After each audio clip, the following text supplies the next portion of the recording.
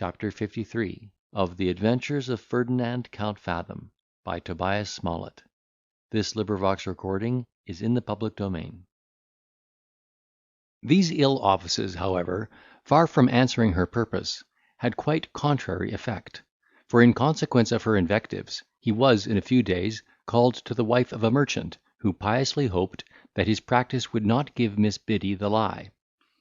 The patient had long lingered under a complication of distempers, and being in no immediate danger of her life, Dr. Fathom was in no hurry to strike a decisive stroke, till the husband, growing impatient of delay, and so explicit in his hints, that it was impossible to misapprehend his meaning, our adventurer resolved to do something effectual for his satisfaction, and prescribed a medicine of such rough operation as he thought must either oblige his employer, or produce a change in the lady's constitution that would make a noise in the world, and bring a new accession to his fame. Proceeding upon these maxims, he could not be disappointed. The remedy played its part with such violence as reduced the patient to extremity, and the merchant had actually bespoke an undertaker, when, after a series of swoonings and convulsions, nature so far prevailed as to expel at once the prescription and the disease. Yet the good-natured husband was so much affected with the agonies to which he saw the wife of his bosom exposed by this specific, that, although the effect of it was her perfect recovery, he could never bear the sight of Fathom for the future, nor even hear his name mentioned, without giving signs of horror and indignation. Nay, he did not scruple to affirm, that, had our adventurer been endowed with the least tincture of humanity, he would have suffered the poor woman to depart in peace, rather than restore her to health, at the expense of such anxiety and torture. On the other hand, this extraordinary cure was blazoned abroad by the good lady and her gossips, with such exaggerations as roused the astonishment of the public, and concurred with the report of his last miscarriage, to bring him upon the carpet, as the universal subject of discourse. When a physician becomes the town talk, he generally concludes his business more than half done, even though his fame should wholly turn upon his malpractice; insomuch that some members of the faculty have been heard to complain that they never had the good fortune to be publicly accused of homicide; and it is well known that a certain famous empiric of our day never flourished to any degree of wealth and reputation till after he had been attacked in print, and fairly convicted of having destroyed a good number of the human species. Success raised upon such a foundation would, by a disciple of Plato and some modern moralists, be ascribed to the innate virtue and generosity of the human heart, which naturally espouses the cause that needs protection. But I, whose notions of human excellence are not quite so sublime, am apt to believe it is owing to that spirit of self-conceit and contradiction, which is at least as universal, if not as natural, as the moral sense so warmly contended for by those ideal philosophers. The most infamous wretch often finds his account in these principles of malevolence and self-love; for wheresoever his character falls under discussion, there is generally some person present, who, either from affectation of singularity, or envy to the accusers, undertakes his defence, and endeavours to invalidate the articles of his impeachment, until he is heated by altercation, and hurried into more effectual measures for his advantage. If such benefits accrue to those who have no real merit to depend upon, surely our hero could not but reap something extraordinary from the debates to which he now gave rise, as, by the miraculous cure he had effected, all his patient's friends, all the enemies of her husband, all those who envied his other adversary, were interested in his behalf, exclusive of such admirers as surprise and curiosity might engage in his cause. Thus wafted upon the wings of applause, his fame soon diffused itself into all the corners of this great capital. The newspapers teemed with his praise, and in order to keep up the attention of the public, his emissaries, male and female, separated into different coffee houses, companies, and clubs, where they did not fail to comment upon these articles of intelligence. Such a favourable incident is, of itself, sufficient to float the bark of a man's fortune. He was, in a few days, called to another lady, labouring under the same disorder he had so successfully dispelled, and she thought herself benefited by his advice. His acquaintance naturally extended itself among the visitants and allies of his patients. He was recommended from family to family. The fees began to multiply. A variety of footmen appeared every day at his door. he discontinued his sham circuit, and looked upon the present conjuncture as that tide in his affairs which, according to Shakespeare, when taken at the full, leads on to fortune. He resolved that the opportunity should not be lost, and applied himself with such assiduity to his practice, that, in all likelihood, he would have carried the palm from all his contemporaries, had he not split upon the same rock which had shipwrecked his hopes before.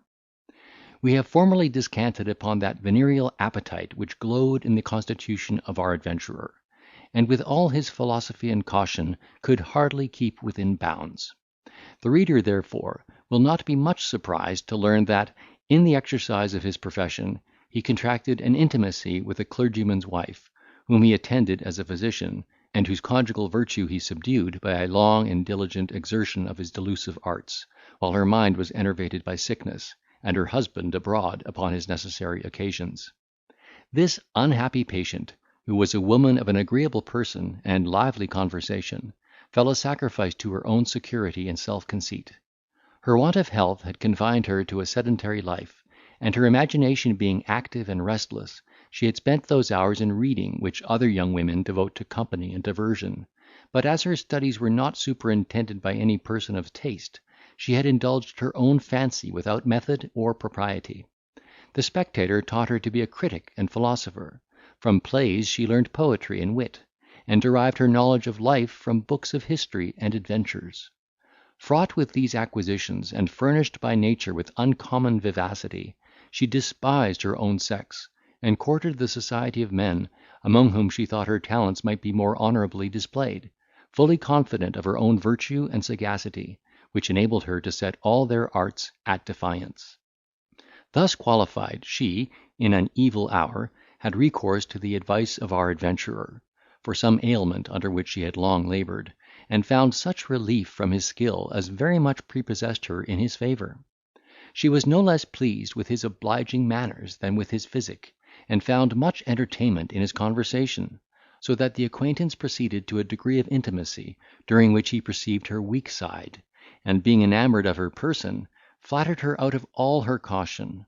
The privilege of his character furnished him with opportunities to lay snares for her virtue, and, taking advantage of that listlessness, languor, and indolence of the spirits, by which all the vigilance of the soul is relaxed, he, after a long course of attention and perseverance, found means to make shipwreck of her peace. Though he mastered her chastity, he could not quiet her conscience, which incessantly upbraided her with breach of the marriage vow; nor did her undoer escape without a share of the reproaches suggested by her penitence and remorse. This internal anxiety, cooperating with her disease, and perhaps with the medicines he prescribed, reduced her to the brink of the grave, when her husband returned from a neighbouring kingdom, in consequence of her earnest request, joined to the information of her friends, who had written to him an account of the extremity in which she was. The good man was afflicted beyond measure when he saw himself upon the verge of losing a wife whom he had always tenderly loved. But what were his emotions, when she, taking the first opportunity of his being alone with her, accosted him to this effect: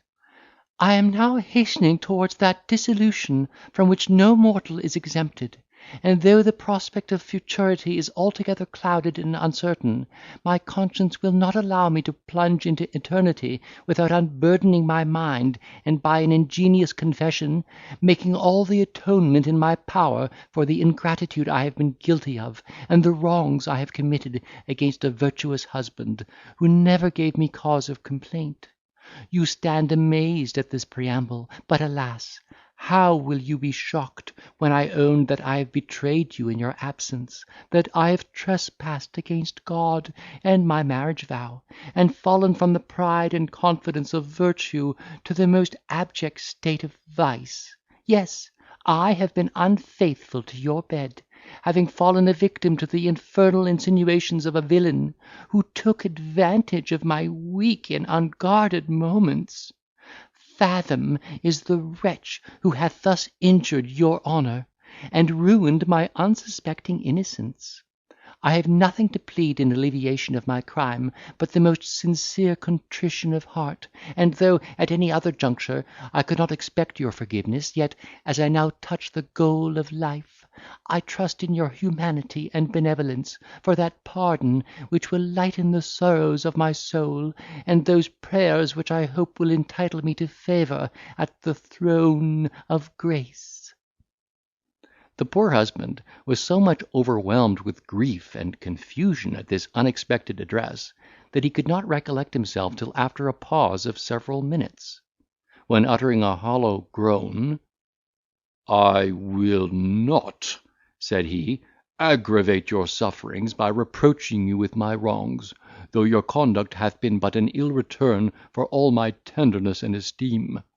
I look upon it as a trial of my Christian patience, and bear my misfortune with resignation. Meanwhile, I forgive you from my heart, and fervently pray that your repentance may be acceptable to the Father of mercy."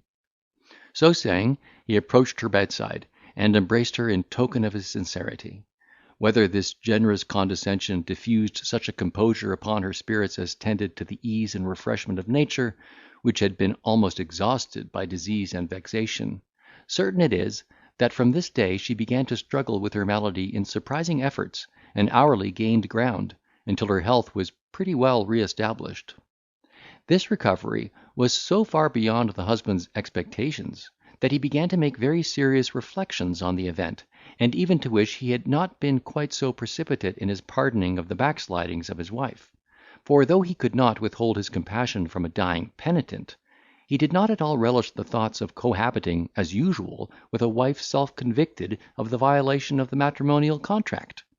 He therefore considered his declaration as no more than a provisional pardon, to take place on condition of her immediate death, and, in a little time, not only communicated to her his sentiments on this subject, but also separated himself from her company, secured the evidence of her maid, who had been confidant in her amour with Fathom, and immediately set on foot a prosecution against our adventurer, whose behaviour to his wife he did not fail to promulgate, with all its aggravating circumstances.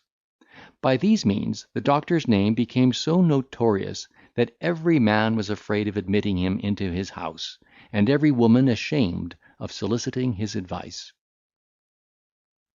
End of chapter 53.